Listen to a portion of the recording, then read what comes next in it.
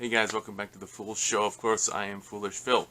Just wanted to give you a few thoughts after Michigan's 29-7 victory over Indiana tonight. And honestly, this game kind of went the way you think it would. Michigan, they don't want to say it, but they seemed a little hungover from the loss to Michigan State last week.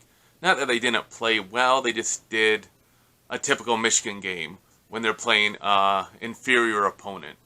Like, they just did their running, they did their passing, there was nothing exceptional. It was just very traditional Michigan plays. And, run for almost 200 yards, you throw for a little over 200 yards, your defense plays well enough, and you come away with what looks like a dominant victory. And, it's kind of funny. What a great thing this is, that's commonplace again after last year's debacle and how terrible the team played last year. And what a nice way to come back to that. This is classic Harbaugh at Michigan, where you just, dominate an inferior team, if you will, and it's slow and steady, and in the end you win by, 20 some points, and 22 points in this game. It's like, okay, and there's nothing really to complain about, but there's just, again, things that are still not being resolved, and obviously you won't see if they're really resolved till you get into a tighter game. I'm just going over the stats. I guess I'll backtrack. The big story to me out of this game was injuries. And man, Indiana had all kinds of injuries. Michigan had some key injuries. Obviously, Blake Corum got injured. He only had one carry. He had one pass attempt towards him he didn't catch. And he got injured in the first quarter and did not come back. How severe is that injury? We obviously don't know, and that's going to be a big thing going into Penn State next week. You also had, Donovan Edwards was out, so really you only had Haskins and the backup Dunlop as your fourth-string guy, as your only running backs that were really, had any experience. So it was really big for Haskins to step up and have, I think, 168 yards rushing, career-high 27 attempts, 1 touchdown. He also caught a pass for 20 yards, I think I remember. And so he really stepped up, and he was running very well. So big kudos. He definitely gets the star of the game for that. Cade played Cade football. He made some good throws. He's definitely really good at those intermediate throws. He hit one deeper shot to Johnson, which was nice. And, he got 2 touchdowns in the red zone, which is really good, to Schoonmaker. And definitely, Schoonmaker took big advantage of his opportunities. Last week, Eric All, I think, had 10 receptions. He definitely dominated. He had that injury late in the Michigan State game, I think, to his ankle. And he suited up. I saw him on the sideline, but he did not play. At least I didn't see him out there playing. And so hopefully, he can be back for Penn State next week as well. Other injuries that, happened and were still wondering about. Andrel Anthony, he got injured for a while. I think Sanistro got injured for a while. Cade got injured again and had to go to the tent for a while. It's like, okay, injuries were a big story of the night.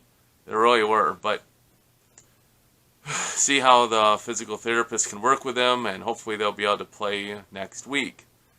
I got to give kudos totally to McDonald. The defense for Michigan, the first half was what it is. It's a typical first half for Michigan. Give up one long drive or something and kind of gets the fans like me, And then that's the only thing they really gave up. They gave up under 200 yards the whole game, and 75 of those yards came on the 1 touchdown drive. And the second half possessions were 5 3-and-outs and 1 drive where it was a first down, and then a 4th down stop. So, excellent adjustments in the second half for sure. Roy got the job done. Obviously, you're playing a freshman quarterback, which again brings into another thing where I would have to say Michigan's response with their D-line subbing and hurry up didn't really get answered anyway, because Indiana was playing a freshman quarterback.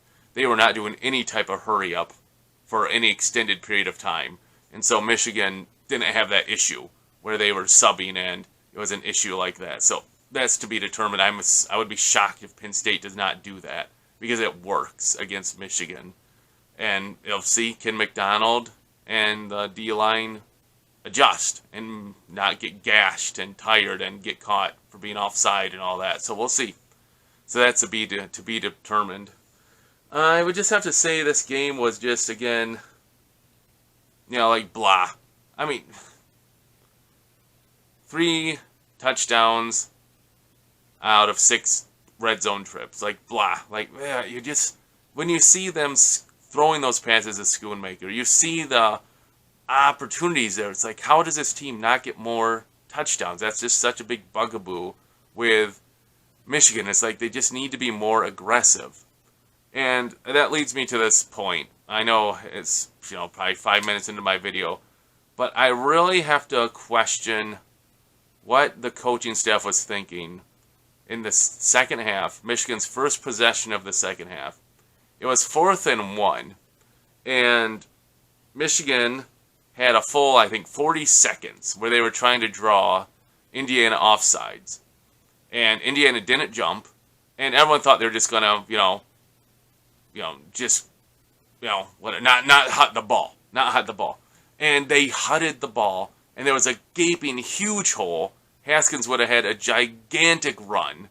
At least, a big 20, 30 yard run. If everyone was so close in the box, he might have even busted that one for the touchdown. But Jim Harbaugh calls a timeout. And I don't get the point of that. It's the second half. Timeouts are valuable. At this point, I believe it was a 17-7 game.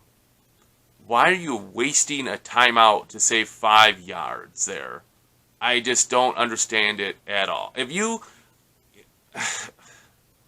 I think when Michigan went to Wisconsin and played so well, they were aggressive from the get-go. And they were playing a team that, was kind of offensively challenged in Wisconsin at that time. And you would have they went for 4th downs in their own zone on their first possession 2 times. One worked, the other one didn't. So be it. But it's now it's almost like Harbaugh was afraid to go for it. It's like have confidence that your defense is going to get a stop. That's my biggest complaint, is that Harbaugh plays not to lose in most situations. He doesn't play to win. And I think that's why he loses games like at Michigan State last week, because you're playing not to lose instead of playing to win. And to me, Harbaugh's just still has too much old school in him, where you just play to the defense. Go back and rely on the defense. And that worked in the 80s and 90s, but not anymore. The game's too much for the offenses, and you're just asking yourself to lose games, lose big games, because you're just playing to your defense. You're putting your defense out there more and more, and they're going to get worn down, and blah, blah, blah, blah, blah. You need to be aggressive, and I thought that was just stupid what Jim Harbaugh did. For one thing, be aggressive. I loved it when he was aggressive against Wisconsin, because Wisconsin was doing nothing. You know what? Indiana was doing nothing. Be aggressive. I'd rather fail being aggressive than be passive. Secondly, why are you even wasting a timeout for 5 yards there? It's the second half. If you're too afraid to go for it, fine. Whatever. But why are you wasting a timeout? So I just think that was just honestly foolish. I don't know. There's my little rant there about Harbaugh and a game that his team won by 22 points. I believe they covered this spread again. So, I mean, it is what it is. So, oh, the life of a fan, right? Where you expect everything is in a vacuum, that everything is going to be, has to be perfect. And obviously, I know that's not realistic. But that's in my rant.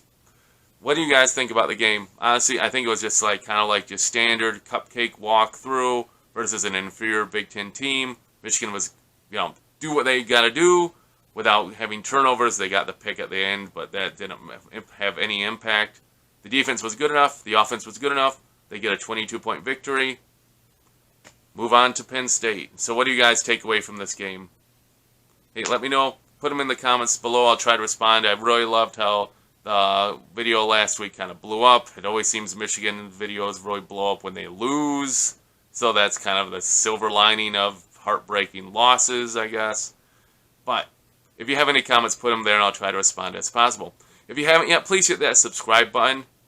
Really cool on that. And just for those who know Michigan sports, basketball season starting up. They played I think it was, shoot, it eludes me now, but in the GLIAC sake, they just played them in Detroit. They opened up their stadium yesterday.